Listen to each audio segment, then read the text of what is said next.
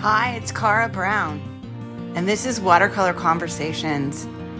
It's a place where I share my love of watercolor and my seeking, my teaching, my discoveries, the connections I see, and just in general what it's like to be alive at this time here on planet Earth.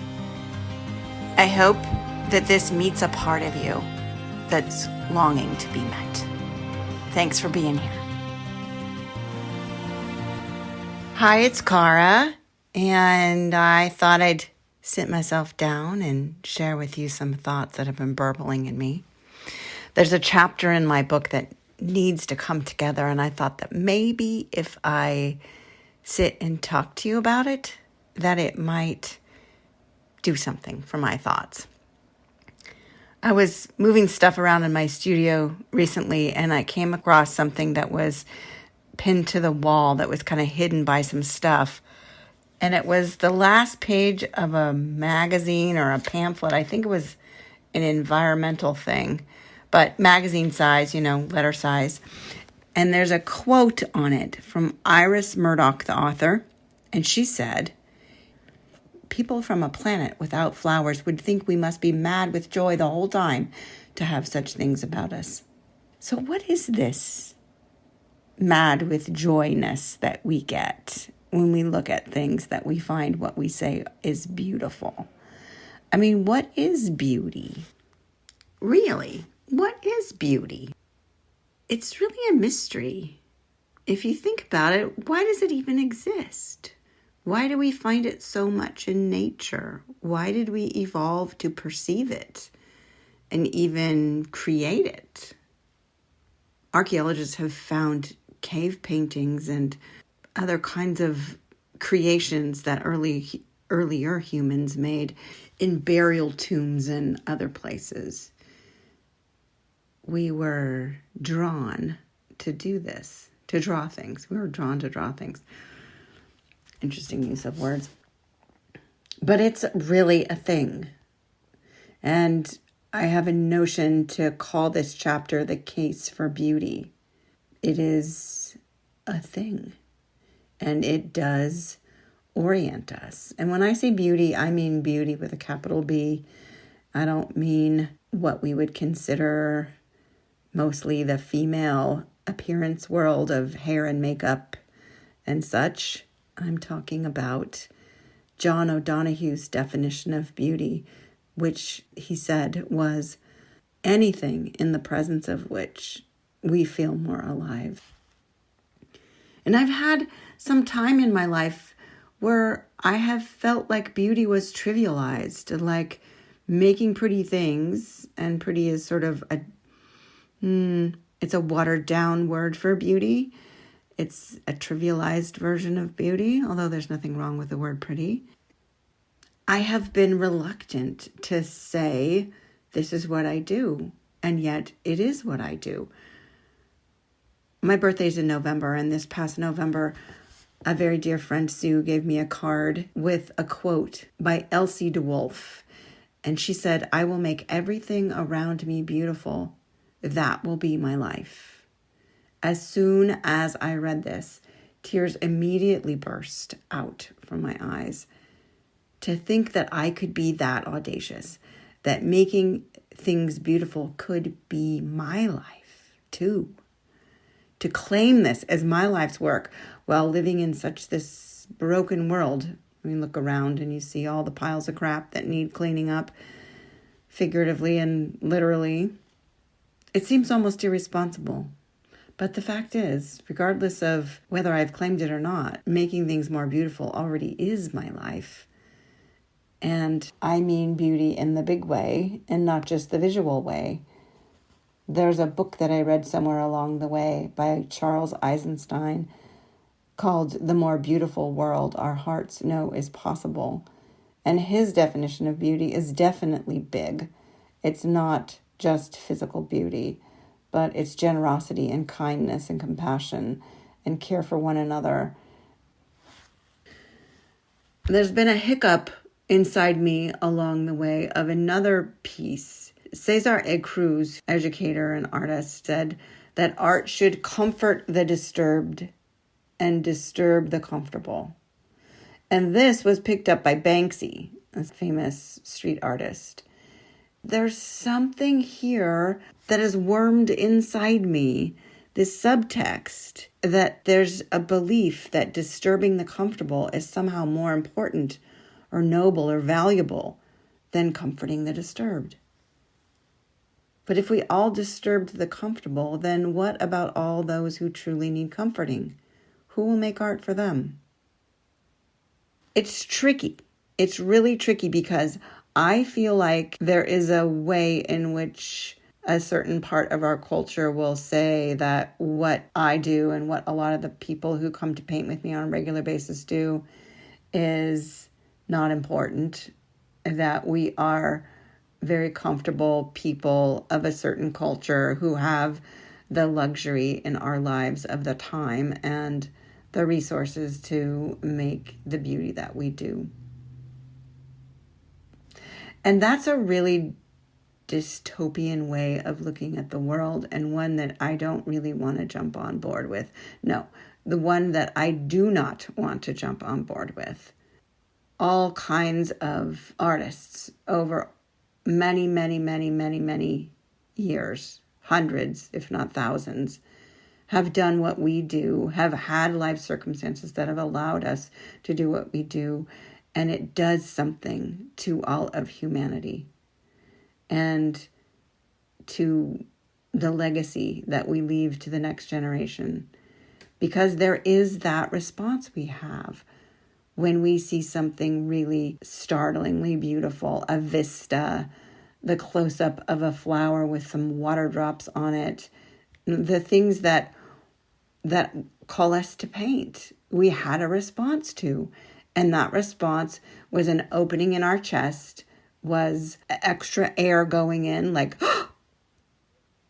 that has us stop and be elevated above the mundane existence of creatures on this earth that has to do with finding food and shelter and safety and kinship. All that's necessary. But why do we need to stop there? Why can't we have this larger life? All of this is to say that if we have the means to do so, and that if life has presented us with the opportunity to turn back from it, is, as Stephen Pressfield says, to spite the gods that made us. We are here to do what we are here to do. And some of us are making beauty. There's a little story that I told in a blog post, a retelling of a weekend that I wanted to include here. And it was a late summer weekend. And I spent it with 6 other women who are all watercolorists at a friend's ranch in Cloverdale, California. And her home is in the middle of a number of acres of Cabernet and Zinfandel grapes. And they were hanging heavy on the vines. The sun was beautiful and bright, as it is in Northern California in August. It was amazing. There's an experience of being in a vineyard that is full of quite ripe fruit that is visceral abundance to me. There's something about the weight of the water in all of this fruit that is all around that is something to experience. It's not like any other being in nature that I've ever experienced. The concentration of food like that. It's just amazing. But we were also delighted by big, huge, tall sunflowers, and there was fruit on a peach and a plum tree, and their vista, talk about vistas, across the Alexander Valley to the hills, the coastal hills on the other side. There's a reason we say breathtaking. You just breathe more. We had a beautiful lunch one day when we celebrated a birthday. We took pictures of the food because it was so pretty. And we laughed and we swam in the pool and we shared our affection for each other. and we painted. It had originally been planned that I was going to lead this group, and then somehow, I don't remember exactly now how it shifted, that I would just be one of the group. I was just going to be one of the gang. And I got to then fall into my own time and obsess about getting the right picture of these ripe grapes with the light coming in on them, and then drawing it for 2 hours in the dark of the garage because I was using a projector. One morning, the Sunday morning, I went for a walk and found this beautiful kind of unkempt section of a vineyard that was hanging with little tiny grapes. They were probably Cabernet grapes, and the leaves were starting to turn all these amazing colors. It was so enlivening. I am a huge believer in spending time like this. It's incredibly restorative. When I came home that late afternoon that Sunday and was unpacking the car, our laundry is in the garage, and I glanced over onto the washer and dryer and saw a handmade note card. They're just sitting there, wasn't anything around, and no idea how it got there. I can't remember. It must have been my husband, but I have no idea where he got it.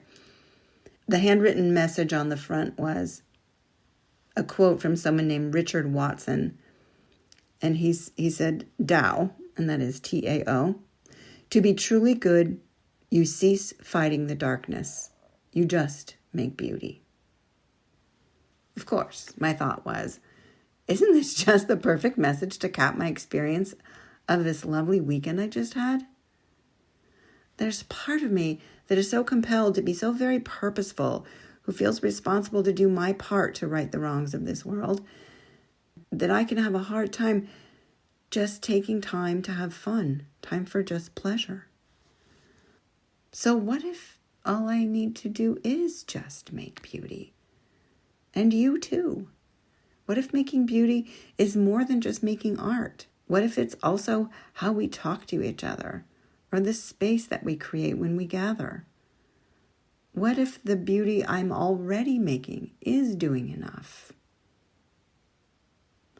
I'm a deep believer in doing what it is we feel is ours to do. In addition to making beauty, I have taken on myself and as many people who will bear to listen to me to be as zero waste as possible. That's my hobby. I paint for a living. It's my call in life. And my hobby is to see that as much is composted as possible and that as much is recycled as possible. I sort trash wherever I go. I pick up trash. I am crazy about not putting plastic into the world if we can at all avoid it. These are the things that I do because I can't not. But this doesn't mean that that's your part. What we care about is personal.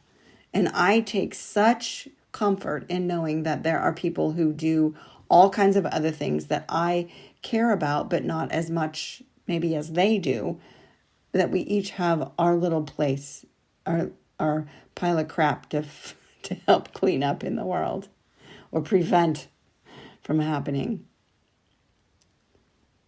There are forces at work in the evolution of our minds and of our perspectives that are heading us in the right direction. I deeply believe this.